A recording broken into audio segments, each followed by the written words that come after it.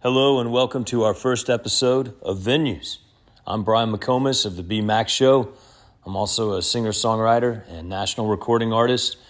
In this segment, what we're going to do every single week is highlight a special venue that has historic musical value around the country or around the world, where we talk about the venue, the people that have played it, interesting details and facts about it. Our very first one is one close and special to my heart. It's the Surf Ballroom in Clear Lake, Iowa. Now you'll find as we go on, it's not just a special place to me, but a very historic place in the archives of music history for a very ominous night. But first, let's talk about some cool details of the surf beyond the night that made it even more famous and special than it already was. The capacity of the Surf Ballroom is 2,100 people.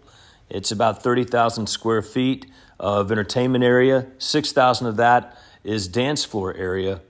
It has a museum space in it, and I'm sure they'd want to tell you that it's not just the Surf Ballroom, it's the Surf Ballroom and Museum. Now, why is that museum there? Well, for a couple of reasons, but let's move on again to some more details and facts.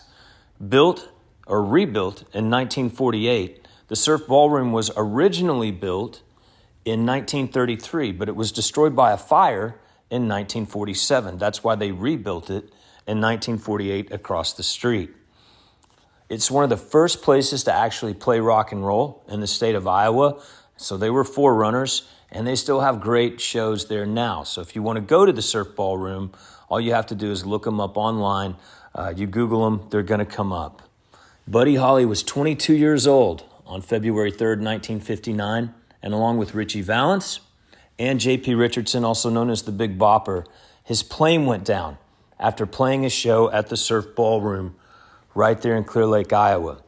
They left Mason City Municipal Airport, headed for Hector Airport in North Dakota, and just a few minutes after takeoff, they had some trouble. It was said that the winds that night were somewhere in the neighborhood of 35 miles an hour. Now, this is haunting to me for one very specific reason. I've played the Surf Ballroom as an artist. I played there with Dwight Yoakam a few years back, and we were on an acoustic tour where we just played with our guitars, and Dwight had one guitar player with him, and he, of course, closed the show. I opened for him. But we flew in, my dad was a pilot, and we flew in a 6-seat Beechcraft Baron. Well, that's not too different than the size of the airplane that those guys were on that night. As we rolled into the airport, we realized that the winds were gusting up to 40 miles an hour that particular day. Well, again, the date of the crash, it was 35 miles an hour, they said, 36 to be exact, if I'm reading the weather report correctly. Here's the thing. There's nothing to really stop the winds if you've ever been in that part of the country. It's a beautiful part of the country, salt of the earth people there, but not a lot of hill space or anything to knock the winds down. So when those winds are whipping and cutting across those plains, they do it heavy duty. And that's what happened the day the music died. Why do I say that? Well, one of the most famous things to ever come out of an awful experience was a really good and special song. Mr. Don McLean wrote American Pie, also known as The Day the Music Died. Bye, bye, Miss American Pie. You guys know the song. It's a great one. But it was a tribute to that night where we lost so many special people in just the snap of a finger. Richie Valens was, of course, responsible for the big song La Bamba. They made a movie about it, great movie. And then, of course, Buddy Holly. If I'm not mistaken, Gary Busey won an award for playing Buddy Holly in that biopic. J.P. Richardson, the Big Bopper. I think Chantilly Lace, if I'm not mistaken, was the Big Bopper song that was rocking the airwaves around that time. Nonetheless, we lost 3 people along with the pilot that day that really changed the course of music history.